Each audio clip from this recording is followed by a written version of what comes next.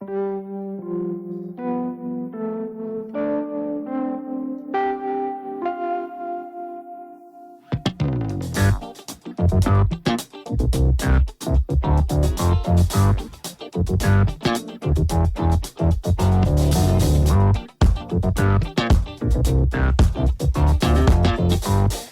folks, and welcome to the Daily Ratings Podcast. It's a show where each week we'll sit down with Vincent Daly to get his thoughts on the latest movies he's been watching, both older films and new releases. And don't worry, there's no spoilers.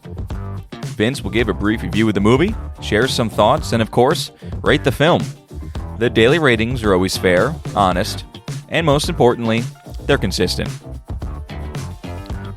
On today's show, Vince will be rating and reviewing Top Gun, directed by Tony Scott, In the Line of Fire by Wolfgang Peterson, Starship Troopers by Paul Verhoeven, Road to Perdition by Sam Mendes, and we have newly released Top Gun Maverick, directed by Joseph Kosinski. So stay tuned and enjoy the show.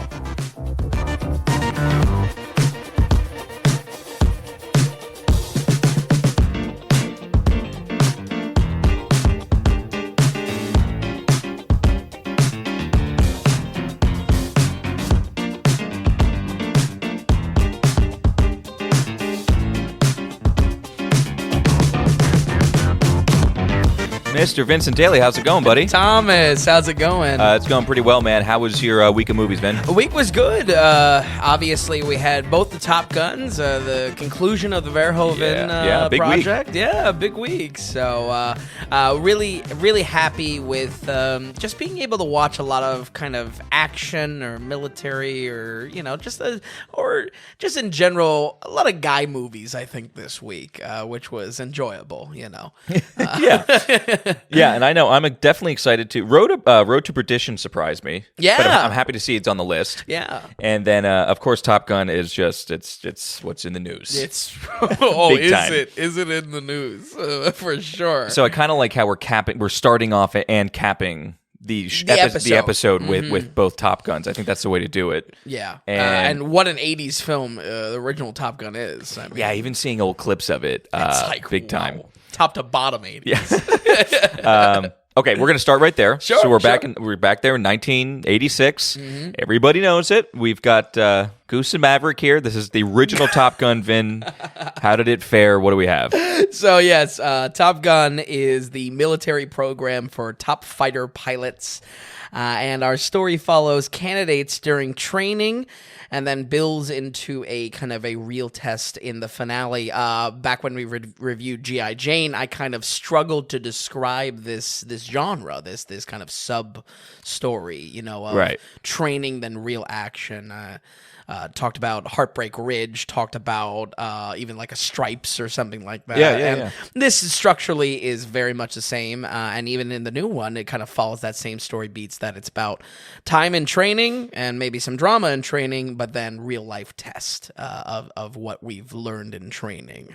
So as far as this movie is emphasizing less on action and more on the lives of our candidates, notably, of course, Mr. Cruz. Yep. And as well, Kelly McGillis in a really hot and heavy 80s romance. This movie is like 70% romance. And that's the ratio. Right? Oh, yeah. I think it was that much. Yeah, it is a lot. And I would say probably 30% jet fighter movie. And my argument, I wasn't like thrilled with this movie per se, but my argument for this movie is probably for the better. I actually want to tackle that 30% first. When we're talking about this, the conflict here, 1986, it's MiGs versus Tomcat. Mm-hmm. This is like iconic jet matchup, and Cold War jet matchup. So that conflict being fueled by the Soviets, still being the bad guy for 1986, it's the Cold War. We're not really going to be engaging in fighting. Some of the drama of the film is like, well, will they, won't they type of thing. Sure. Which is not the best for an action film because, sure, the political drama is it's mostly won't they. Yeah, exactly. It is mostly won't they. But that's also a big reason why a lot is played out in training. A lot is played out in these training scenarios, and that really kind of more realistic in that way almost. It does. So much. That's real world. It's so much more training than actually. That's true. It's true. There's also so much into the rankings of Top Gun, the different teams competing with each other. Sure, yeah. Which is wholly missing from the sequel. There really is a bravado among these different fighter pilot teams competing with each other to be Top Gun. That is the position of it coming out of the film. I really don't care for the air combat, though, in this movie. The real footage of the jets is cut into in-studio work of the cockpit, but it's done in a way that they are shot very straightforward. It is done in a very erratic roll cage to kind of simulate the spinning and the fast turns of the jets.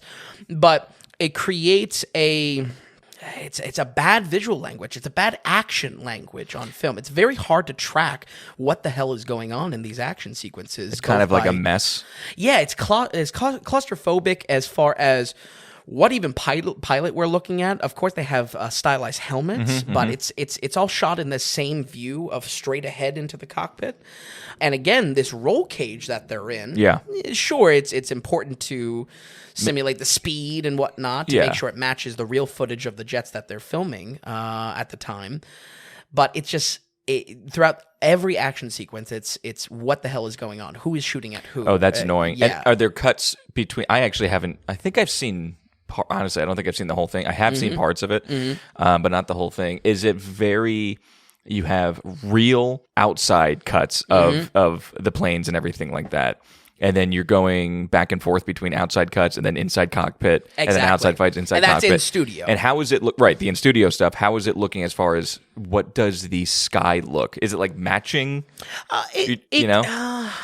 I guess honestly, the camera is so tight. You barely see much. Yeah, you barely see it. Okay. And maybe that even has a play in it. If we're not seeing clouds zoom by. And if they're in the simulator, maybe that's just how it is. That's the room, the space you have in the actual simulator that they're using. Yeah. But I can understand how that would be jumbly. Yeah, it's poor visual language, and like we've covered on a few times, action is about clear understanding of what's happening in the scene and what are the stakes in the scene. It's why no cuts in an action, even in a fight choreography, that's where good action is found. That it's seeing everything in front of you and it's understanding that visual language to it.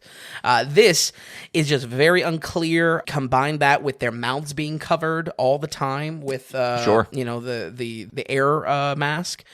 It's just you have no idea what's going on. But like I said, that is 30% of the film, and now I am done talking about the jets in Top Gun. But not anywhere close to Tom Cruise's first film, but really might be his first iconic film, probably next to Risky Business in his career. What was Cocktail? After, actually. Oh, okay, all right. Yeah. Cocktail really stands out for you. It's a classic movie. But Tom is just he's full distilled Tom Cruise here. He's the essence of Tom Cruise. He's really just a perfect douche in this, and it's right in his prime. This is everything that Tom Cruise, I think, is made fun of for or is pointed to when you talk about overacting. But it's all right here, and his chemistry with McGillis is good. Again, if this movie is going to be primarily a romance, I think it may not be my favorite thing ever, but it does work. His flirting may be a bit cringy at times, but and that's really just because it's Tom Cruise's way about him. But I think the romance as a whole definitely does work in this. It is a fun, flirty movie that does not take itself seriously, does not take the seriousness of Top Gun as a military program seriously. You know, Tom is cracking jokes in class and whatnot and flirting with his teacher and whatnot. So you're not really getting realism here, but at the same time, because it's so 80s and it's so fun, it's also not a bad time either. You know what I mean? There's almost a suspension of disbelief because of how much it's not about the military and not about jet fighting. You know, it's about him really in this hot and heavy 80s romance. And so it's good to hear that the 80s-ness of it doesn't bring it down, but maybe does it add to kind of the novelty of it? Oh, for sure. Okay, all right. This movie was on my mind so much this week. I watched this first in the week, in the order, in preparation for the new film. I really couldn't stop thinking about it because it really is such a time capsule. It is. Soundtrack through and through. Oh, soundtrack is hugely 80s, you know, even beyond just like the Kenny Loggins, you know, Highway to the Danger Zone. Yeah, of course. There's Take My Breath Away. There's, the synthy soundtrack itself. It's a top to bottom 80s. So, as well as far as iconic kind of first roles, this goes double for Val Kilmer, where this is actually his only third film. Definitely an early role for Val, but his character is named Ice. I can't tell you how much I love that. Yeah, the Iceman. He's just cool as ice, and does he play the bad guy well? Not necessarily the bad guy. More of the. He's definitely a good guy. If anything, he's more straight laced than the Maverick. That's a pilot. But he's the foil, I would say. Yeah. You know what I mean? To compare to a recent Tom Cruise, he would be the Kevin Bacon in Few Good Men. Yes. Okay. So still good, but still an agitator. Yes. To Cruise, that's a good one. Yeah. But it's I really can't get over how much I love that his name is Ice and he's like the cool character. Like, it's amazing. But this movie is just top to bottom the most 80s things I think I've ever seen. Soundtrack is a great example of that. Not just, like I said, the Kenny Loggins song. The score is wild, very synth heavy to the point of goofy in parts, but we see it being so iconic that really the only actual music ripped for the sequel is the main theme of the Top Gun program, and that is. But that was redone a little bit because Hans Zimmer took that. Oh, really? Yeah. Oh, Hans is. Oh, yeah. I didn't know it was redone. He does the music to the point that it fooled me. I thought it was identical. Oh, really? Yeah. No, I thought Hans messed with it a little bit. They brought him in for composer basically, and he did some things with the theme and throughout the film as well. Oh, wow. Yeah, modernized it, I think, a little bit. Yeah, and definitely needed. Also, that's really the only thing it grabs for the new movie is that main theme, that main iconic synth line to it. So the movie is just, honestly, though, you know, as like I described in the beginning, maybe structurally in the writing of the story, similar to our recently reviewed G.I. Jane, it could not be farther from the tone of G.I. Jane, which was focused around realism and trying to capture some sort of realism of what it's like to go through this boot camp, where Top Gun is just like, yeah, we're having fun, we're partying, you know, I'm flirting with the teacher, you know, and it's just very cavalier, it's very jokey. The romance starts a little cringy with the teacher, but Tom Cruise does bring it, and I think it just has a lot to do with the star power. You know, really the most 80s thing at all of all is that it kind of works for that reason alone, you know? Okay, sure. Which was surprising. Like I said, I was watching a lot of different movies this week, maybe all kind of action-based, but really I could not get my mind off of Top Gun just because of how much of a time capsule it was. That's very surprising to me. It really is, and I'm not even saying I enjoyed it that much, but I think there really was something special that the film captured. I am objective. I'm not letting that necessarily affect the score, but I think it's important to note that That's a good sign if a movie does kind of stick with you, whether you like it or not. I remembered the feeling that Top Gun gave, and I think more than anything that pushes this into a little bit of an above-average watch for me. We're going to go ahead and give the first Top Gun a 60 on the dot. Oh, wow. Okay. Climbed out of the 50s. I don't know. Yeah, I don't know what to think about that score. Yeah. You think it's too generous? Or? No, I honestly, I don't know, because I knew you were doing it along with the new one, and I don't know. I think I was expecting maybe 40s or 50s, so maybe it is even above average. What I was thinking you were going to give it. I think if the emphasis was more on action, I think it really would fall. Oh, but yeah. if anything, because that's kind of set back. And maybe in making the film, they If you're understood saying it's that 730, was, it's not a small. It's a big difference. Yeah, and there's definitely a big difference in the amount of time that we're flirting with with Tom Cruise riding bikes, listening to "Take My Breath Away." You know what I mean? It's a very 80s affair. Maybe that's true. Maybe the 60s is a pretty higher score than I thought it was going to be. Yeah. So. And that's cool. And if you're looking for an 80s time capsule, here you go. Exactly. Yeah, and that's cool. There was something mildly good about it. Definitely wasn't a bad experience. Cool. So. Oh, good to hear. Yeah. All right, so that's Top Gun. So we're going to move on here to... So we're 93 now. Oh, yes. And this is Mr. Clint Eastwood. This is In the Line of Fire. What did we get with this? This was a pretty big movie when it came out, I believe. Yeah, this was 1993, so it is... And I'll have some notes about this in a little bit. It's around the JFK assassination, and 30 years later is kind of in the marketing, but also very much in the story as well. Gotcha. So that's why it's kind of a big movie. And Clint, I mean, he's on fire at this point too. Oh yeah, this is a year after Unforgiven. Yeah. So this is kind of the return of Clint Eastwood, if you will. On my list forever, though, folks, and going through the 5 Dirty Harry films, probably much earlier. I want to say probably was 4 years ago. Probably 3 or 4 years ago. Yeah. Went through all the Dirty Harry films and just have a big list for Eastwood that I chip away from occasionally. And this is really referred to as one of the top, if anything, like I said just a moment ago, among Unforgiven, one of the top performances for Eastwood, or at least that's what people say. So Clint is playing a accomplished federal agent being harassed by a psychopath obsessed with his past and torments him with his failures of his past, which is very interesting. This psycho is played by John Malkovich, and in equal performance, in equal electricity on screen. Really both of these are just such a standout. Malkovich sometimes always just falls flat for me. For whatever reason. I don't get much...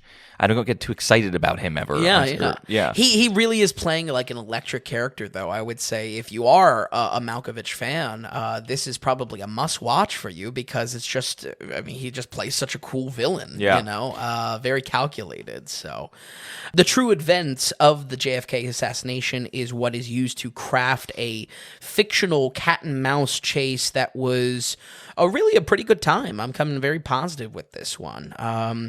Let's talk about the performances because it really is. My recommendation is key to equally Eastwood and Malkovich. Okay. Just the right amount of Eastwood sass here. This is not overkill. This is not your later Dirty Harry films. Certainly not Gran Torino. This is. I feel it's a factor. What's his character here? His character is a federal agent that helped protect... Secret Service guy. Yeah, Secret Service. So he's kind of playing a little bit more straight-laced. Yeah, a little straight-laced, but he's definitely a relic in the story, so he still has these kind of like old man ways. And, sure. And, he's saying a couple things out of pocket, and people like roll their eyes, but it's just the right amount. It's not where it could be nauseating, like those later Dirty Harry films where... It's all over the place. Oh, yeah. It's just throwing it at you. Yeah, you watch like Sudden Impact or The Deadpool, and it's just like... Every joke is just like, oh, he's a relic, no one can tell him to do, So it's just the right amount. And I think it's weird with Clint, too, that it really only comes up in his non-Western roles, this sassiness. He either has cold, cool, a man with no name, or he is sassy detective, secret agent. I mean, that's his two roles basically. So it's actually kind of true. It's kind of true. Yeah. I'm thinking about that. I'm just thinking about his westerns now, and it's like You're kind of right, I guess. He doesn't have the quick wit in the Westerns, you know? He's definitely going for the more badass. Yeah, absolutely. My focus is that, you know, this old man Eastwood persona, this was really born with Unforgiven the year before. And this being a year later, not only is it in check a little bit more than what we see in later films, but it is very good. It's enjoyable. It's the perfect mix, the perfect balance of what Eastwood has to offer in this, you know, later on in his career. So, and wow, John Malkovich on the other side of the coin is just cool as iced. He plays this psychopath that has military training and really is able to match the intensity or the this mastermind element that he's able to play and orchestrate this cat and mouse game. It's very interesting to see it unfold. It really is a perfect match. A lot of this conflict is handled actually through phone calls between Eastwood and Malkovich. And at first I was like, Jesus, is every conflict gonna be over the phone? You know, we're talking like double digits times. They're just chatting it up on the phone. But it really is enjoyable because Eastwood is throwing some very like legitimately funny zingers at Malkovich. You know, he's just throwing his weight around. You know? And Malkovich, it not only is a fascinating character, kind of shunned by his nation, but on top of that as well, just plays such a cool villain. Everything you want in a villain. Okay, you know, one step ahead to it, and again very early on in his career. So early '90s, sure. Yeah, so. It was a real good time, and I would say that's really key to my recommendation, that these two are the star of the show, and absolutely where I would say it's electric, that makes me want to recommend it. Okay, you know? That's cool. And then how does our female lead, Renee Russo, how big of a part does she play? She adds to the romance as far as what's going on with Clint. Honestly, minor to... No real impact on the story itself. So not really adding or anything subtracting in my notes, for instance. Yeah. You know, I would say it's interesting though. I mean, with Malkovich, it was kind of giving me Joker energy vibes, you know, to it, Joker Batman kind of vibes, which came up. Recently, over the past few weeks, a few things, not to kind of oversimplify things, but it really was top of mind as far as the story dynamic between characters. Okay. I could see that, though. I mean, you're dealing with a psychopath, exactly, basically. Yeah. And Malkovich gets the Oscar nomination here. He did not win it this year for Best Supporting, or whatever this year that came out, 93. 93. But really good performance, I would say. If you are a Malkovich fan, this is a good watch for you. Okay. So... the film, despite coming out in the early 90s, and definitely, the 90s had plenty of 80s action films to learn from as far as, electric energy and whatnot on screen. This film is more so a detective story than an action flick. It's not going for anything like a modern version of the story that we would see for presidential protection. I don't think I've ever seen it all the way through, but like an Olympus Has Fallen or something like that, a modern format of this show, of this type of story. It also suffers from a little bit of a slow middle. Clint gets sick in the middle of the movie. The character gets sick. Like achoo. Okay. And for it being in the middle of the movie, man, it's a little interesting for realism, but it does really slow things. It bogs it down, huh? Yeah, to a crawl. I would say it's pretty bad for an action film. Luckily, was he sick in real life and they worked it into the script? I have no idea. Okay, I don't think so. It was also a weird watch in 2022 because he's sick, but he's like going up to people and giving them sass, and he's giving one-liners. It's like, okay, I guess no one's worried about getting sick off of Eastwood. Yeah, the times have changed. Yeah, I think my point in bringing it up, yes, I would say almost it's critically bad for an action film to suffer from this slow middle. Yeah, and for something so stupid as an excuse if he got a cold. But at the same time, that really isn't the focus. The focus is much more of a noir detective story. Certainly, the romance vibes of a noir story. Okay. With I already forget her name. Rene Russo. Exactly. It's a different focus. So if I can prep you folks at home, this is not your 90s action film, though it may be billed like a big 90s action film. Yeah. It is really much more of a kind of a detective, intimate story between a man being tormented by a psycho. It's really odd how much we see, or rather I should say much how we see Top Gun Maverick play into nostalgia for an older generation.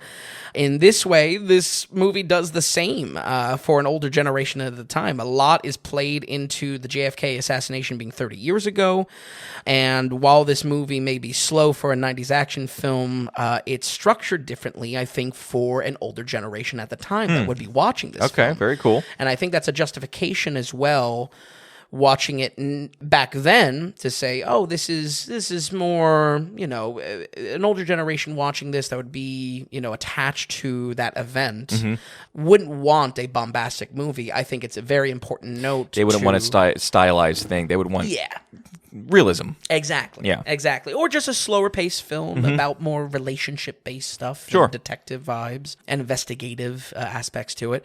I think it's important, though, watching in the modern day, we do not have that sense of saying, oh, this was marketed in a certain way for that type of generation. I think the best thing I can do is prep folks at home for, watch this movie in the light that it's meant to be, and that is not really as an action film, which is surprising. So, on that note, I would say the action itself is a little weak in parts, but luckily the focus is elsewhere. Clint brings a great performance, and while having some real star power in every scene, if anything, outshining him is John Malkovich. And I would say, once again, if you are a fan of John Malkovich, this is probably an above-average watch for you and should be on your list. I had a great time with this film. We're going to go ahead and give In the Line of Fire a 74. 74, great score. It's a great movie. Absolutely. Very cool. Yeah, I think I'm going to check this guy out here. Yeah. It was it was also fun to see a movie like this in 93, because it really does feel much how a modern kind of political thriller would be set up. I think there's a lot here that shows more modern trends that we would see in like the 2000s. Again, something that's coming to mind, it's been so long since I've seen it, but like a Vantage Point or something like that. Just political threat in general, or presidential threat, I should say. Okay, I like it. I definitely see with what you're saying, it just it feels like a 2005. Yes. It fits in a 2005 kind of film as well. Absolutely. Yeah. So, but a very solid watch. Yeah, 74, absolutely. And primarily for the performances more than anything. Yeah, I mean, if Malkovich is that good, and then you have Clint as like peak Clint, as far as like just good at what he's doing His return to form, absolutely. Very cool. All right, so that's 74 for In the Line of Fire. Next, we're going to go ahead. This is our last film in the Paul Verhoeven study that we've been doing. His last film, 1997. This is Starship Troopers. And what did we get here? Sure. So the end destination for this whole thing. Yes, our first kind of three, or first two, were kind of similar, Yep. And then we had a completely different third and fourth film, especially last week when we did Showgirls, and now we're returning to an action sci-fi type thing, back to the original two. We're back to sci-fi, and my hope of hopes was that this was not like when we talked about Cronenberg, that The Fly was the destination, and then I didn't like The Fly. The Fly was pretty low on the list. Yeah. So let's just start with what Starship Troopers is on the face. You have 3 friends in high school that all get persuaded to join the military in some form. Casper Van Dien is going into the infantry. Denise Richards is going to be a ship pilot. And Neil Patrick Harris is going to a new futuristic kind of psychic psyops program. How young was Neil Patrick Harris? Oh, real young. They're all, I don't know, maybe, I'm trying to think. They're probably pretty young. The start of Neil Patrick Harris's Doogie Howser? I've never seen it. I have no idea. Yeah, I actually don't know. He's like a sitcom kid, right? Yeah, okay, yeah. Sounds right. We'll go with that. You would go with that, yeah. I don't know. But yeah, very early, and they're definitely trying to fill that type of high school feel. There's almost not a Saved by the Bell quality, but there is really, he's trying to make this almost diffusing high school fun time. Okay. On the last day of school, they promise to always be friends as they walk into a horrific, terrifying war with merciless bug monsters. Okay. So why don't we talk about satire a bit? I think a good comparison here is Hot Fuzz. You have action comedy being tied together, and it's that combo is also parodying a lot of what came before it as far as movie goes. Okay. But good satire, folks at home, this looks like Dr. Strangelove, a lot of Mel Brooks films. Really? Maybe even the ever cursed Don't Look Up. Also got a 74. But as far as like candy. Yeah. Sorry, go ahead. I'm on the take. Yeah. Leo has me on the take. But it's cliche to say that these type of satire comedies hold up a mirror to something, but I think it really does illustrate that it's not just parody and it's not just comedic setup. It has bite as well. It has a purpose. It has a particular focus it's trying to tackle. It has a foundation that it can lean on. Exactly. Yeah. Exactly. And that foundation may not be comedy directly. In this, I would say the foundation is more so this sci-fi action, half high school kind of friendship movie. But then the comedy comes from just the pure outrageousness of these murderous, merciless bugs, and as well, the world building that Verhoeven does. This movie takes those world building commercials we see in RoboCop, in Total Recall, what I thought this whole study was going to be about, but then Showgirls and Basic Instinct threw that out the window. But we're back to it. Yeah, we're back to it. And it uses it to create an underlying comedy and critique. Primarily, it establishes that our characters exist in a fully future fascist empire. Okay. Info dumps are handled through the federal fascist TV networks. It shovels out propaganda from everything from the funny for building up comedy, like giving assault rifle training to orphans and children, to the sharp and more critiquing of mandatory viewings of executions on all channels. There was a balance there to creating the world. And it just is really driven in that they live in this cartoonish fascist society. When Rico, Casper Van Dien's character, wants to go into the military, his father says something outlandish like, "I'd rather take 10 lashes for disloyalty in the public square." Like, it's just so... they live in such a cartoon world. And I think for the time, this could very easily get overlooked. This could very easily get overlooked as saying, "Oh, this is straight-laced. This is not comedy at all. This is just like a really generic sci-fi movie." Really? Oh, do you think for it sure. could be misunderstood in that way? Absolutely. But that's how well it flirts the line. Okay, all right. And that really is my argument for it. These horrific consequences of war with cartoonish alien bugs are contrasted with friendship pinky promises, and that is why this is a comedy. Does that make sense? Do you see why this could be, fully a satire? Yeah, no, absolutely. Absolutely. Are you kidding me? Yeah. Yeah. Also, underneath all of this is a pretty decent sci-fi action movie. When the action does take the primary role in Act 2, it's not at all disappointing, and if anything, is just as solid as the satire. We have all the violence and the brutality we know from Verhoeven's work, and I have some great gore work. If anything as well, it's all alien blood, so it can really be cranked up to 11. Yeah. This is not going to be flirting with like an NC-17 rating, because it's all, green and orange blood, but at the same time probably has the most blood work. Really, even more than RoboCop, where a guy gets run over and explodes. Right. So, it's really impressive. And again, I feel right in line with the commercials and the world building. Just feels like there's such momentum that he has here as a director and his style. It sounds pretty impressive because it seems like you're buying into it. You're buying into what he's selling there on screen. And even though the premise is ridiculous and it is part comedy and satire, it's working. It's working, and you're taking it seriously yet. And it's working on an action level too. I mean, I'm just very impressed. Especially coming from Showgirls. It just makes no sense. Absolutely. He's a weird dude. I think that's all it is. I think he just likes making racy movies, What I mean? Does it have elements of sexiness?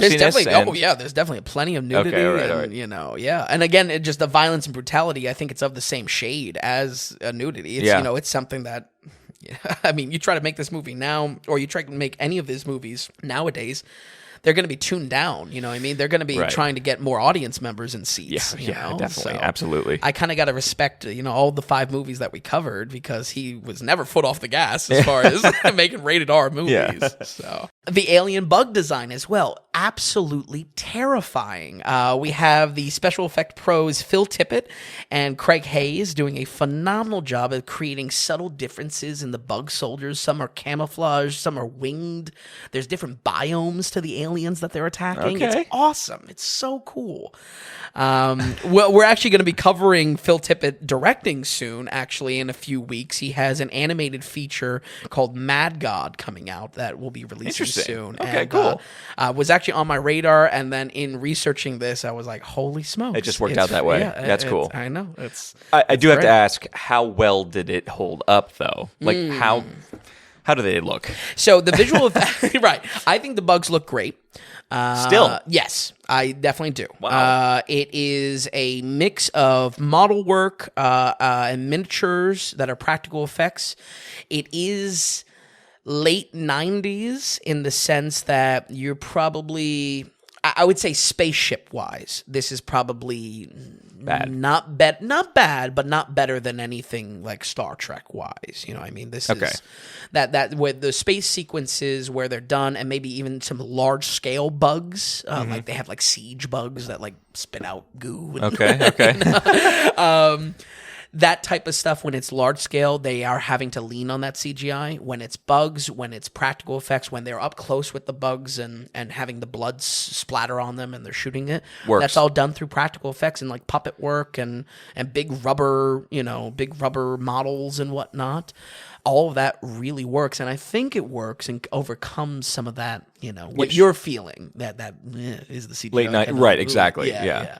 I think it overcomes that because of its design. The design is so fun to look at. I mean, that's awesome. Yeah. That we're this many years after, it's still practical effects, man. I mean, exactly. They're practical, Yeah, but I think you bring up a good point, Tom, because it's not without some criticism. I mean, I think these effects are going to be dated, and much like I've covered in many things with CGI, when it comes to that is always going to be dated. There's always going to be a point that we look at that as goofy, and I think that's only going to compound with the more time we get away from this film. For sure. Yep, absolutely. So my argument for anything is that design is where it kind of holds up and kind of overcomes that. So, but to appreciate all of this, I'm coming in very positive with this. Believe me, there is a lot here that could be picked apart and really scrutinized, and especially could be scrutinized if you're not seeing it through the right lens. But to appreciate all of this, and hopefully, this is the whole reason why I like reviewing movies, is to prepare folks at home that are not in the know of this film and could, be a random Netflix watch or something. Yes. Watch it with the right lens to maximize their enjoyment, and understanding it's a satire is key to that. Absolutely. Go into it understanding what the film actually is instead of, it's classic. You don't want to walk into a movie and get something different, and it's very helpful that this is a big reason to listen to this. Exactly. And believe me, I mean, this film very early on is going to make it obvious how ridiculous this fascist society is. It's very war-torn. They're slowly throughout the film, the recruits are getting younger and younger till they're just like Rico is commanding kids, and it's obvious. But at the same time, you could be really watching this as a passive Netflix watch, not necessarily listening to some of the setup and waiting for this bug action to come along. Right. and miss that entirely, and therefore think this is a very generic film for that reason. Yeah. All of it is supporting it. We talked about Very cool. Showgirls. Was it last week? Yeah. It's a blur. It is a blur. But yeah, Showgirls was last week, yeah. Yeah, we talked about Showgirls, that you could maybe really argue that Showgirls was satire as well, that it was trying to be a parody of this golden kind of stripper, fantasy. Yes. This dream job type of fantasy, but there's nothing there to support it. The difference is that Starship Troopers has everything to support it. Very you just cool. have to pay attention to it, There is just so much backup weaved for the satire there in the whole film, and like I said, the best thing as a reviewer I can do is prep folks at home of how to watch something to maximize their enjoyment, and believe me, there is a lot of enjoyment here. I'm happy to say Starship Troopers gets a very solid 76. Oh my gosh! It ekes out in the line with It ekes out. I have Eastwood to watch. and I have to watch this movie. Yeah, it's a Netflix because watch. there's part of me where it's like, this is like in the 30s, right? And Yeah, you're just like, yeah, this is just, you just like it. You're the one guy that's gonna rate this film. But your logic seems sound. I'm telling you, it's against all odds. What mood do I watch this? It's definitely a boys' watch in a way. Okay. But I think. But like, if I want a good sci-fi film, do I turn this on? Or? No, this is something to kind of laugh at as the ridiculousness of it, and Okay. then have some interesting visual candy as far as sci-fi But goes. not like if I'm in a Spaceballs mood, I don't go for this, or I do. Spaceballs mood, yeah, absolutely. Okay. I think that's a good way to put it. Okay, and if okay. anything, kind of goes back to what I said, Mel Brooksy kind of satire vibes. Yes. to Okay. it. All right. It's a very good score, Vin. Yeah. I'm telling you, it's worth your time, and again, the best thing I can say is just pay attention to how much is supporting what this film is going Okay. Very after, cool. Damn. Okay. 76 for Starship Troopers. That's fantastic. And we're going to move on now to, again, the one that I was kind of surprised to see on the list, and I'm happy that it is, but this is 2002, and it's Road to Perdition. It's Tom Hanks, and it's still, I think this is a year after Castaway. Oh, really? I think Castaway was 2001. It might have been 2000. So it's either 1 or 2 years. And this is when Tom Hanks, I feel like this is his last movie of, I don't want to say peak Tom Hanks, but he's getting to the age, like with male actors, you have from kind of upper 20s to mid to late 40s, where you're getting those roles. Yep. Hanks now, he's not old, but he's in that he can only accept so many roles. Exactly. Exactly. He's not going to be picking up. Leo is now taking care of those for now, and he's almost out of them. Right.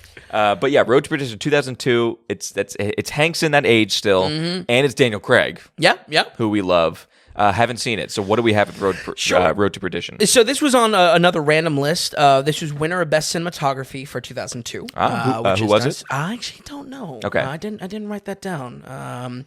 Also, the second feature film from Sam Mendes as well, who... Yeah. We really love through Skyfall. I think, Tom, you and I are on the same page with 1917 as well. Oh my gosh, are you kidding me? Absolutely. Yeah, no, completely. Spectre, yeah. But big director, and I didn't realize he directed this until we sat down today, too. Exactly. Yeah. And I've never seen his first feature film, American Beauty, which I think will definitely be on a watch in the coming weeks, just because, that movie is a classic. Legendary. Yeah, American Beauty is a classic. Same cinematographer in that as well. Oh, really? Also same cinematographer in Butch Cassidy and The Sundance Kid. Wow. So it's Conrad L. Hall. Okay. And it seems like he's a power player for sure. Yeah. And there's a lot of good shots in here. A lot of interesting work with color, specifically for such a brown and dreary kind of, movie set in the 1930s. The pitch for this one is that from a child's eyes, we discover Tom Hanks, our dad, he's an old school mobster. Okay. And this is like real old school. This is like flashbacks of Godfather 2 old school. Like this is more so like factory town mobster. This is kind of an orphan king type of mobster. It's not really like charged by Italians or Irish or something like that. Well, if it's early mobster, it has to be some sort of Italian, right? I don't think so. It's 30s mafia? It's more so like gangs. I don't think it's mafia specifically. I mean, they reference Capone in a part, but it's not like Italian mob. It's more so gangster stuff. Yeah, I mean, maybe it could be Irish in terms of that type of gang work, but yeah, it's specifically apart from anything like that. And more so kind of captures a kind of not a generic, but more of a broad vibe of 1930s, prohibition type of gang. These are just runners, sure. you know what I mean? Gotcha. And everyone's kind of getting in on the cash. Okay. So when those eyes of his son get involved with the mob's business, it puts Tom Hanks and his son on the bad end of the barrel. This movie puts our characters on the run and structures the conflict around morality, and how can Hanks be a good father if he is a mobster? That really is the elevator pitch here. Okay. There's a lot of heart around it. There's some cool action. I was pretty lukewarm on this film. It's by no means a bad film, but it's just missing some electricity and kind of stumbles over its own moral message that it's trying to tell. I'll get into that in a little bit. I would say as far as putting our characters on the run, it structures the conflict in a way that... I don't know if Hanks is really a great performer here. A lot of it is just like Robin Hood setup that, he's still doing bad things, but it's from morally bad people, so I guess it gets a pass. Okay. But at the same time, Hanks is trying to prove to his son that there is a different way to live. There is a different way for him to grow up that is not himself. He doesn't want his son to become himself. He doesn't want his son to... Which I think is a fine premise. Yeah. But is Hanks he's not selling it? He's not believable in the character? There's not a lot of emotion. Hanks is much more of a bruiser in the mob. Okay. Or in this gang. So he's not... I would say he's not like the Don or something like that. Sure, he's not like, going on kind of an intellectual level. He's just more so concerned that he doesn't want his son to follow in his footsteps. Sure. There's simplicity in that, but there's also simplicity in his performance. It's really not standout. A little blah. A little blah. Absolutely. Okay. My note here is middle of the road. I wonder if this Tom is Hanks. is this kind of Bridge of Spies level? Where Bridge of Spies is... I don't think I saw that. Maybe okay. I did. Maybe I did. I don't know. Put it on the list. Yeah. I found that to be... It's a Hanks movie, and it was nominated for Best Picture, which really? it shouldn't have been. But I found him to be very blah in that one. Kind of set in the 40s a little. I think it was 40s. And I just found it to be blah. Yeah. And this is a prime example of where I say, Tom Hanks could really use still comedic roles that we see earlier on in his career peppered in to his dramatic ones. And I think it would be a better actor for it. You know what I mean? Yeah. Where I think where it's a strong suit, I mean, certainly he has strong suits in dramatic performances as well. He can do both. Yes. But I just think... I don't know. It's not him just cashing in a check. There's definitely care put into the character. Yeah, but I think the character movie. is just more simple. Okay. Sure. And maybe that's intentional because again, he's just supposed to be a bruiser. He's not meant to be. Okay. I mean, he was grew up as an orphan. He's taken in by this gang. It's just surprising to have Tom Hanks in that role. Yeah. I guess it's hard for me to believe him in that role just because he's Tom Hanks. Yeah, exactly. And it's just kind of foreign for him. Yeah. But I would say I struggle to call it anything above just kind of passable. Okay. Yeah. So, an early movie for your boy though, Tom. Yeah. We have Daniel Craig in this, and I would say, unfortunately, it's a little bit of it's a little bit of an all right. His accent work is just a bit rough. That's bad for some reason. I have no idea. So this is supposed to be early. This is 1930s. Chicago. Yes, I believe so. Okay. Kind of like outskirts Chicago. I believe. Yeah, I don't think he's. So what is he trying to do, and what it like? I don't know. It dances between Irish, fast-talking 30s American, and then honestly, it just slips into his normal voice at times. Oh, really? Too. Yeah. This is bad. I really, accent work is one of those things where I get nervous. I'm like, am I really seeing this right? Am I being too critical? So, like, I went back. I mean, this was an easy watch on Netflix. I think nearly every movie was on Netflix this week. So, there's the plug. They can recover their bottom line. Yeah. A little bit. I was going back and I was just watching scenes like 3 or 4 times. I'm just like, no, it's bad. I don't think this is good. Yeah. And especially because I know, even early things like Layer Cake or something like that. I know early Craig in a good role. Sure, yeah. Munich as well, you know what I mean? He's good at Munich, yeah. So it's just a shame. He is the son of the Don in this, and, there's a lot of screen time to that. It's a cool character. It just does not feel great. It doesn't hit. Yeah. Yeah. On the other hand, Jude Law actually plays a hitman working with them and is pretty good. A little cartoonish, creates kind of a fun gimmick villain that was enjoyable throughout the film. He uses kind of photography as his murder gimmick. It's interesting, and probably my favorite performance in the film. But it's a little bit out there once again because this film is trying to tell kind of a moral story around crime. Okay, and he feels just so cartoonish in comparison to this. He feels like I'm gonna say it again. He feels like the Joker. I gotta get off this chick. He has such eccentric energy among this very straight-laced 1930s brown, mob film, prohibition mob film. It's enjoyable. I liked his performance the best in the film, but it's in conflict. It's not without feeling a little bit out of place in the film. Okay, so, sure. I think this story. Oh, go ahead. No, I was going to say Paul Newman's in it too. Oh yeah, that's right. Yeah, he plays the Don. He plays the Don. That's kind of cool. Yeah. About maybe a little bit lighter of a role than Daniel Craig. Okay. Because at some points they kind of get on the run. You know what I mean? We get away from this stuff. So, and that really is the primary structure of the film, is kind of more of a chase to it. Okay. So, I think this story has heart. It concerns itself with the mob, but tries to create a morality under it. We see this with something like Bronx Tale in a way, where the film is creating a kind of a coming-of-age tale around crime or within crime, surrounded by crime.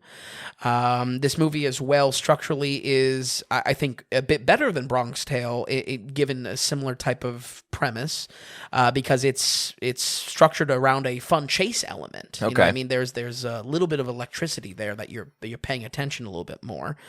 I just think the film is a bit too slow for its own good, and performances are shaky to boot. If you're going to have a slow film, I think those performances really need to have something electric on its own, so you're entertained just looking at talking heads on screen. Yeah, for sure. It's very well shot. It's a solid story, and I would say even the action is pretty decent, but just a bit of a snoozer for me and a touch weaker of a recommendation. I'm not feeling super excited to recommend this one, just as a general kind of temperature on it. Not saying it's a bad film by any means, though. Mm-hmm. We're going to go ahead and give Road to Perdition a 66. Oh, 66. Okay. Mm-hmm. Well, you enjoyed it 6% more than Top Gun. I'm kind of surprised. I thought it was going to be in the 50s while you were talking about it. Yeah. But more the ratings don't work like that. I know. But for the most part, it sounds like with what the movie is, it just could have been a lot better. Yeah. Like it could have been high 70s if things were executed better. I'll even take the same pacing on it if the performances were just a little bit tuned up. Maybe the writing was better too. Sure, maybe. Yeah. I actually don't know. I think I vaguely saw this. This might have been a book. I don't know. Okay. So again, there's just so much. It's the fact that when you have a film of this story that could be cool. I mean, you're dealing with like early gang and like that kind of stuff, Prohibition era. Tom Cruise as a mobster, pretty electric. As a concept. You know what I mean? You want to see. Tom Hanks as it. Yes. Oh yeah, Tom Hanks. You make me think. I got 3 Toms I'm juggling. I got 3 Toms. One of them's in front of me. But yeah, it's just given the story, this could have been kind of a knockout. Mm-hmm.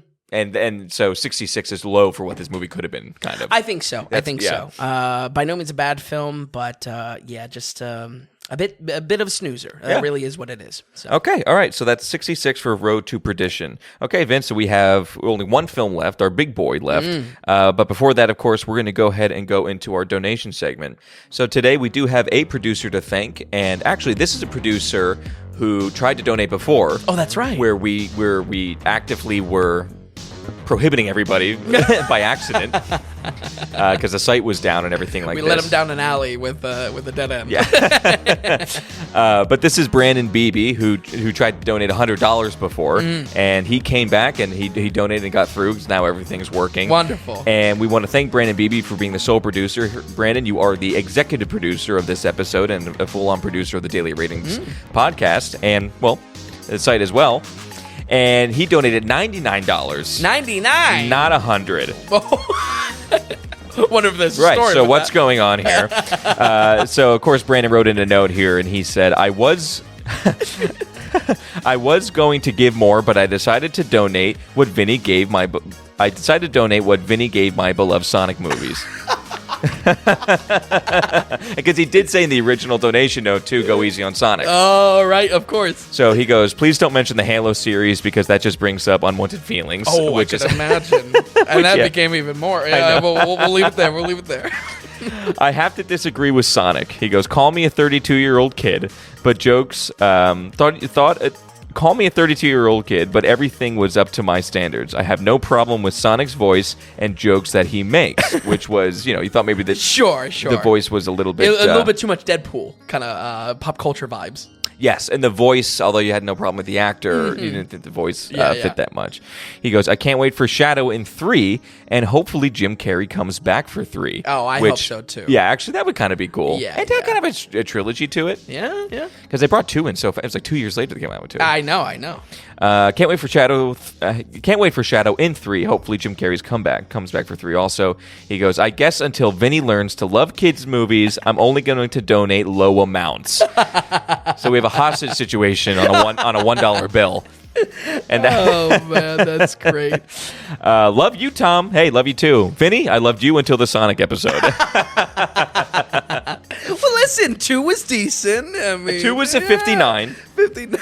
Which is worse. Which is 1% worse than Top Gun. Stop!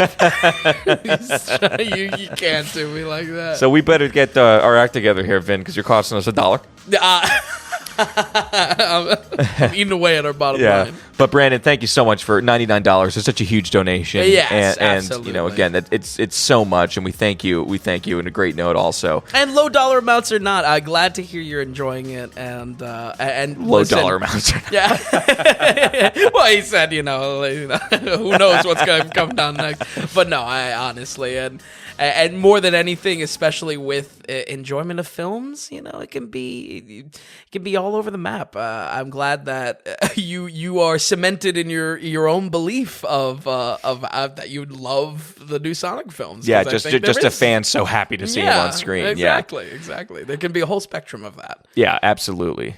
And for anybody, and for people listening here, if you're wondering, what's going on, this is the producer segment where we take a moment to thank our producers. So Brandon's producer of this episode and of just the Daily Ratings as a whole. And how you can become a producer is you go to thedailyratings.com, you go to the donations tab on the top right, and whatever monetary value you're getting from us. It's a value for value model. So if you're listening to the podcast week after week, if you're going to the website and checking out our catalog of work and everything like that, are you getting value for it? Are you using it more, and are we more trustworthy than some other sites that we think are pretty rotten, in our opinion? And the big thing is we don't want to step in. We don't want to deal with advertisers. We don't. I won't go into my big spiel on advertising on podcasts and just kind of where that's headed. But we don't want to bog down our site with banner ads or just large clunky ads on the site as well. And we want it to be a tool. Yeah, we don't think it's slim tool. Yeah, we think it's going to be a worse product as well. And that's why it's a value for value model. We're solely basically producer supported, and anyone who gives a donation with any amount of value, you are an official producer, and that is a producer credit to your name, and it means something. And because it means something, you can write in a note, and no matter what you write, we're gonna read it. Absolutely. And whether it's questions or critiques or just random comments. Brandon hates my guts now. It's a through line to you guys. It's how you're enjoying the show, or just open up dialogue in whichever way you want. But again, if you're going to take the time to donate and send us some money and send us some value, then that means something, and you get something in return as well. So again, Brandon, we thank you so much for your donation of $99. We can't thank you enough for that, especially with us new and starting out, and every little bit helps. And for folks, if you don't have $99 to give, we don't need a big donation. Yeah, we've had so much love in the recent donations, but really understand it is whatever you can give, and if not, tell a friend. That is exactly valuable. Right. Exactly. Yeah. Spread the word. Tell a friend or a family member. I think our lowest donation, you can do $3.10 if you want. We have a weekly $3.10 to Yuma. And that's the cool thing. When you go online to our site, there are subscriptions where there is a weekly and there's multiple monthlies you can do if you want, or it's whatever number that's important to you or weird to you, or whatever you can give, you go ahead. So if it's $3.03, $333.32, or whatever it is, whatever's meaningful to you. So that's kind of what we're doing here. And, we always take a time here before we get into our new releases and our in theaters now to thank our producers. So Brandon, we thank you very much. And with that, Vin, we're going to keep it going here. And this is our big movie. Definitely excited for this. We saw it coming down the pike. This is 2 years in holding, because I think it was supposed to come out in May. Oh, yes. This was prime COVID. I think we had the Tom Cruise freak out on this film. No. Was it? Maybe I thought that was a Mission Impossible. Oh, really? Maybe it was this. This. But it was supposed to. Future. What was he saying? Oh, you're the future. I'm on the phone every day. Gotta love Tom Cruise. Oh, gotta. Maybe not. Some people thought that was fake too, by the way. Oh, really? Mm-hmm. Oh, he's an actor, don't forget. And it's like, well, look at him. He's really trying to make this work. Regardless, he's folks. a Scientologist over here. This is Top Gun Maverick. And it's probably one of the biggest films coming out this year. I think so. This, Batman, is pretty much it. As far as big boy. Jurassic Park, we have some big boys. Yeah. But a true, I would say, summer experience. A summer blockbuster. It's not out on streaming services or anything like that. It's strictly theater only. Yeah, it's strictly theater only. So what did we get with Top Gun Maverick? How does it compare and contrast to the original? Sure. And what do we have? So against all odds, I actually like the director. What is it? Kosinski? Why can't I Joseph Kosinski. Kosinski, yeah, there we go. He did a fave for us, Tom, Tron Legacy, for better or worse. Yeah. Oh my gosh, we're the only two people that like that movie. Exactly. Yeah, even though it's not great, we're add that to the Cloud Atlas list. Yeah. And also a half decent sci-fi with Cruise as well, called Oblivion, that I enjoyed quite a bit. Oh, is that right? Okay. Yeah. So I don't really mind this director. These films are a great example for Maverick, as they may not have the strongest story, but they have some really solid action, and that really is my position on this film, folks. Almost a complete 180 of what we had with the original Top Gun, where action was the de-emphasized part or element in it. This film is much more clocked in at a full-blown action film. So, okay. Top Gun Maverick stars Tom Cruise once again as Maverick, a veteran pilot still flying around and still talking slick. His typical ways land him in front of the one job he doesn't want to have, treading the same ground of the Top Gun training program, but this time as an instructor. When it comes to this, I would say this is... Let me just say outright, this is not a bad movie. I just do not like the flavor of it. What does this mean? So we cover a lot of where I'll praise something, and there'll be I focus on what I like about it, but there are really critical bad aspects to this. Okay. There is the large part of what is good about this film is the action. It's really just the story that is just like nauseating for me. I really did not like the is it that bad? The inside of it. You have the layer outside, that was all good. The inside of it I felt was pretty joyless, actually. Really? in Top Gun, in a Top Gun movie. Like straight up not enjoy, like it really was bothering you. Yeah. I would say it's almost an inverse of what the original movie was. We have 30% kind of being a sad nostalgia old man movie, old man romance. And then 70% full-blown action movie with some of the best jet work I've ever seen. Yeah. I mean... It probably is the best jet work in Yeah, film. yeah. I don't think this has really a peer in the modern film landscape. And as we see, even if you go back in the day... I mean, Top Gun, the action wasn't good, so I think this movie kind of stands on its own in a good way. Yeah, there's not other many. I mean, obviously there's a handful of films, but like Behind Enemy Lines with Owen Wilson is a fighter pilot film, but most of that's him on the ground. Sure, and, a little bit of Dunkirk. You go back to like old dogfighting kind of stuff. Absolutely, that was shot very, very uniquely. Yeah. And the funny thing is that was still with. I mean, Chris Nolan does it's all film. Oh yeah. Where this apparently they had to develop special cameras and everything like that. But I mean, one thing that is being teased for the past 2 years is that we're going to get good jet sequences. Yep. And at least it delivers on that. Sure. Yeah, it absolutely does. It absolutely does. Like not a single green screen from my understanding. Like they tried to get as real as possible. I think even when, well, I'll talk about the action plenty, but I think even when there are digital effects, it's more so clouds, backgrounds to create speed on the already existing footage. Okay. You know what I mean? Just to make it look even sharper. Yes. Because obviously they can't get to like the Mach speeds and whatnot, and we get up there. Let's start with the story, and much like the action with the Top Gun review, let's get this story out of the way. Maverick is haunted by his past decisions and reckless actions, defined by his character being Maverick. This film takes a much more serious and emotional tone in this, and I cannot stress enough that it is pointless. There's no point to it. First off, we have some reasons. I mean, for some reason, there's a total recast of our love interest. Kelly McGillis is nowhere in sight and instead replaced entirely by Jennifer Connelly as a new actress, a new character as well. There's barely any reference to the original character, and it seems to be a casting choice because...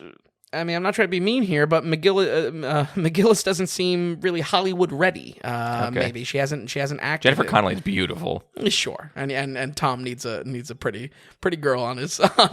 Right. So, what's odd is because this film is such a 100% callback to the original film in everything but tone.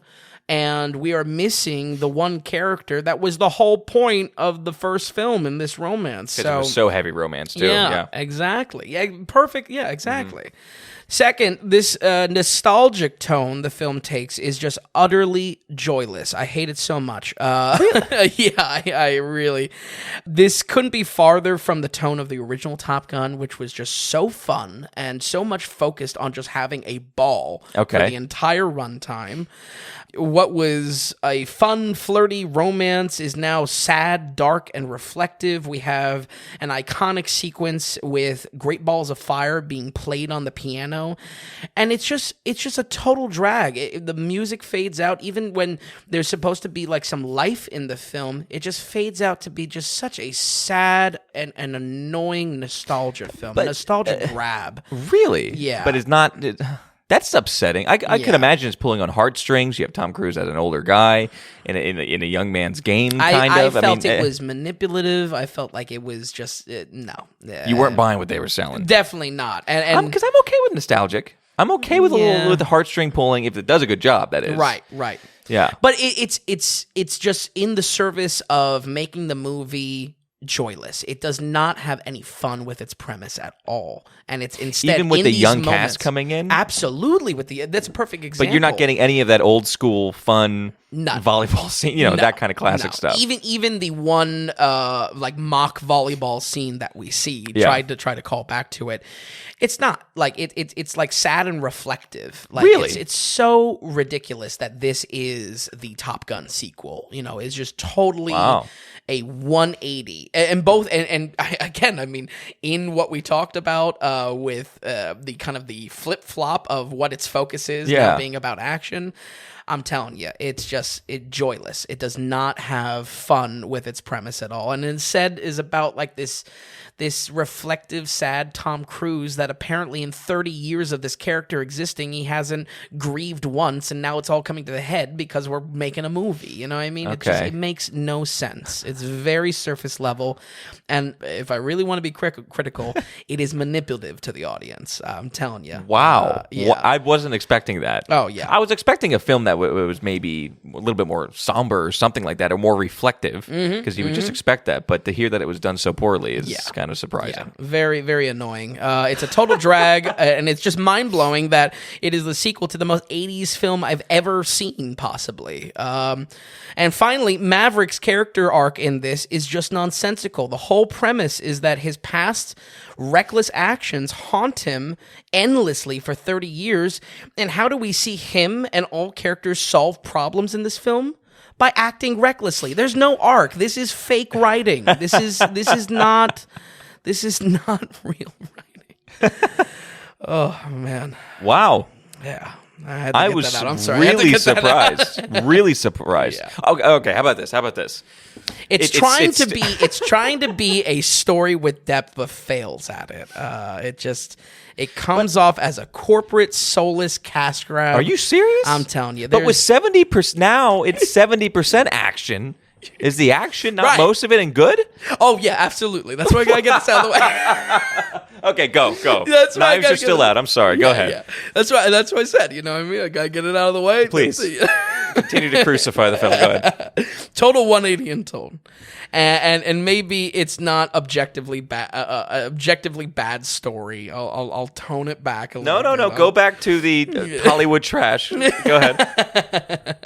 But it is just even when the audience, and I went, pre-opening night, like the Thursday thing. No, it was Tuesday. It was like pre-opening night. Oh, cool. The fact that the audience wanted to have such a good time, they wanted to laugh, and this film just plays every reveal, every scene outside of a jet as sad, and oh man, I'm tearing up. It's just sacrilegious for being a sequel to Top Gun, Highway to the Danger Zone. It's just ridiculous that this is.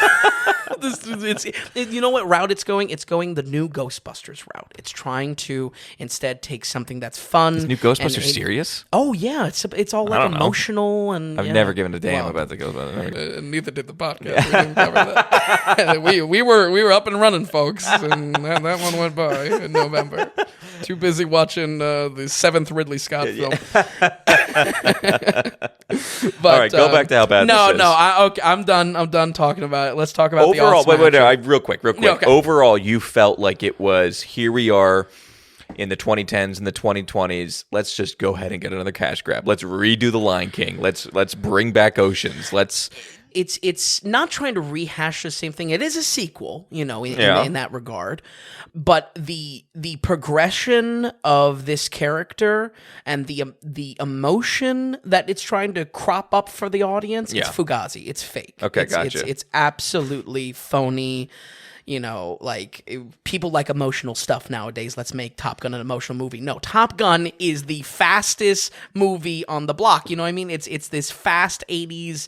It's Fast and Furious in the sky. Exactly. You know what I mean? And we're just with Tom Cruise like having sad old man vibes. Okay, all right. And like I said, I mean, I'm coming real hot into the negative here. Yes, I love it. Luckily, it is 30%. I just really hated the It's a flavor bad of it. 30%. Yeah. It is a bad 30%. But it's also a very good 70% of the action. Okay. Of the jet action. Here we go. So, all right. I just had to get that out because it really was just like, there's so many times in the theater that the audience like really wanted to laugh. Like Tom Cruise jumps down from a balcony at one point, and it like the audience is like, like they love it. Yeah. And then it's just played on like a sad line, and then like everyone just like awkwardly quiets down. This movie is joyless. Okay, that's a good. All right. Wow. All right. But there is joy in the awesome action, and I will say, I mean, thankfully, just how, I mean, the focus was on romance in the first one. There's a 180 here, and now the focus is absolutely on jet action, and I would say it's awesome. I mean, it really is amazing. Off the back, I would say plenty of, this is a very well-shot movie, plenty of creative tricks being used. We talk about this, how it was key to clear, legible action in the first one. Yes. That was not there. A few key factors make this not have that at all, and if anything, might be some of the best jet action you can see on screen. Yeah, honestly, I think definitely. First off, there's more real estate in the cockpit, both by the jet design. This is a larger. Well, they're in an actual cockpit. Exactly. Yeah. There's a larger jet, even if they're cutting into in-studio work with the jet. Camera work is done more creatively. It's angled within the glass. Lenses are wider. Yes. There's more care put into the legibility of how much sky you are seeing. Where in the first one, the top of the frame was his helmet.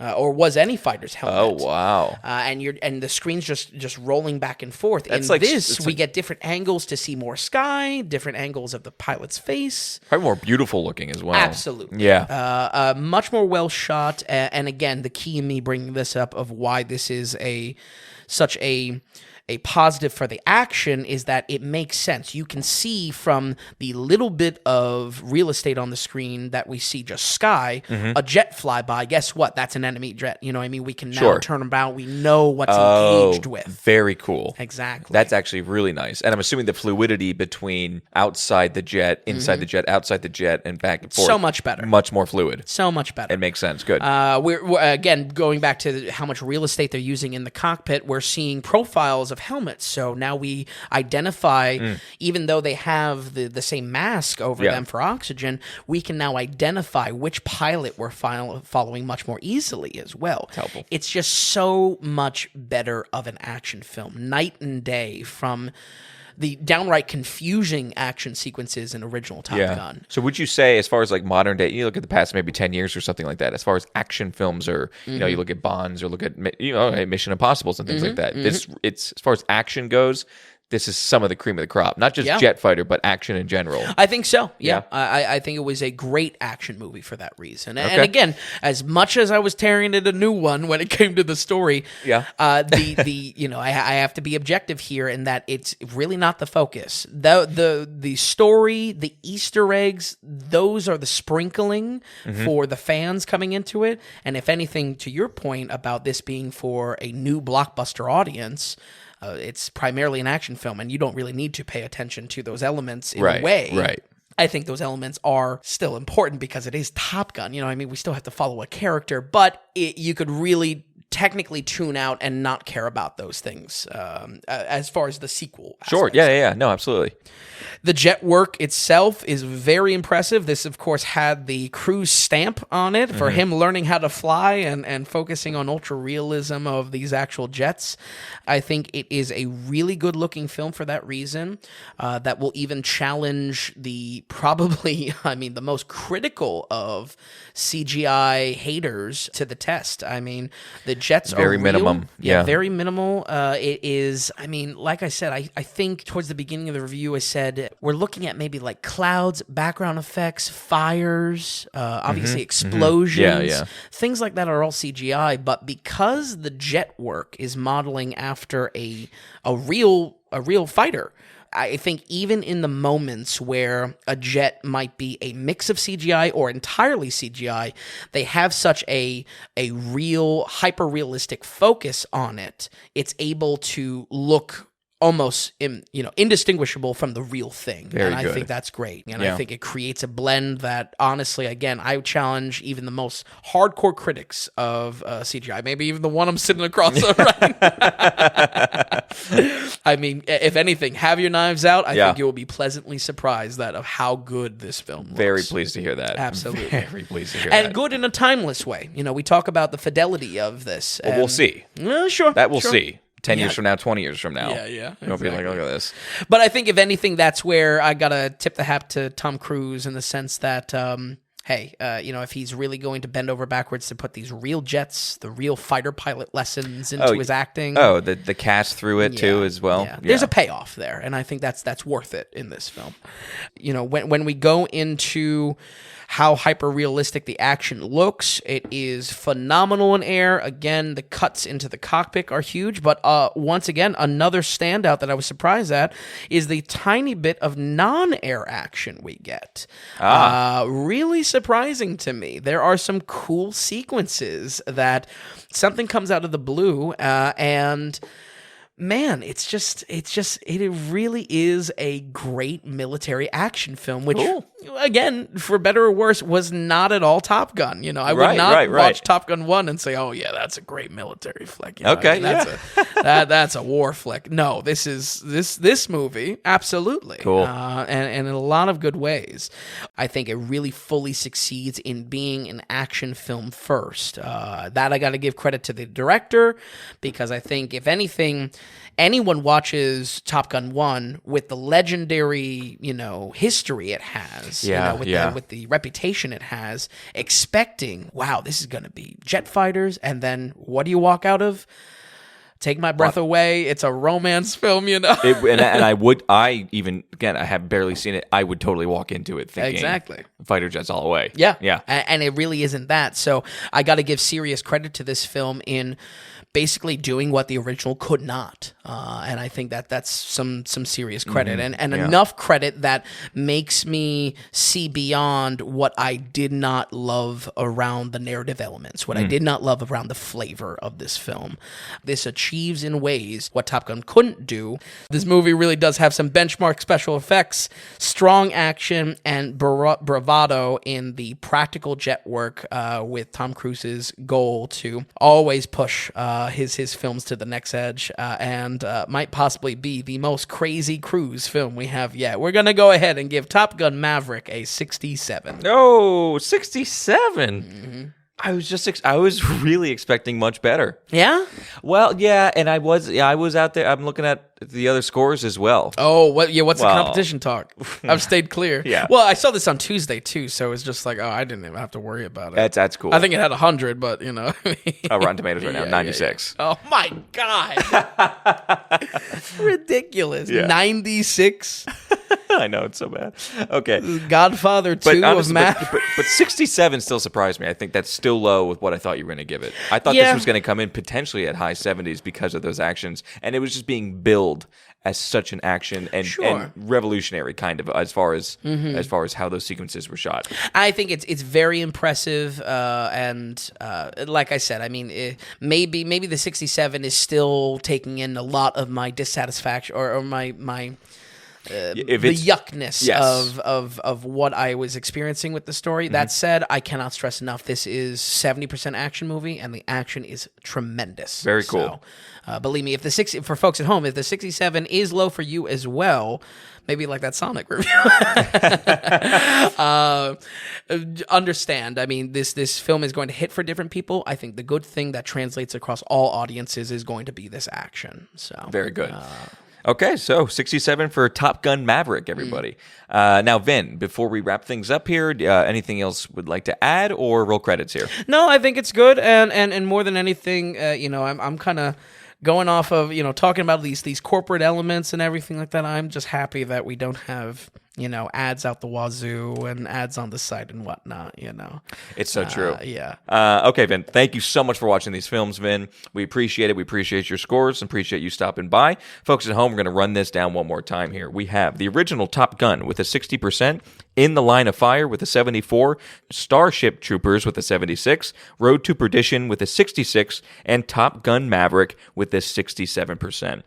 Folks, we thank you so much for listening, and next week we will not be here as far as a normal episode. We're going to have a special for you, and we're going through all the original Star Trek series, which should be a pretty good time. So if you're interested in that, go ahead and give that a listen. Thanks you so much, folks. We'll see you next week on the Daily Ratings Podcast.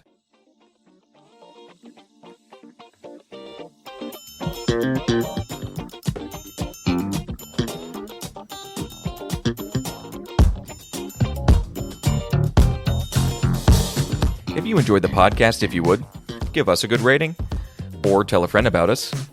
If you're wondering if a film is worth a watch, or if you'd just like to see more movie ratings from Vince, be sure to stop by thedailyratings.com, where we have our ever-expanding catalog of films. Also, if you found value in the podcast or our site, become a producer and go to the Donations tab on thedailyratings.com. You can donate whatever amount of value you feel you received from us. You'll get a producer mention on the next podcast episode, too. We're looking to build this into something large and great, but also be independent from those corporate sponsors. So we greatly appreciate any support from you all. So thanks so much, and we'll see you next week on the Daily Ratings Podcast.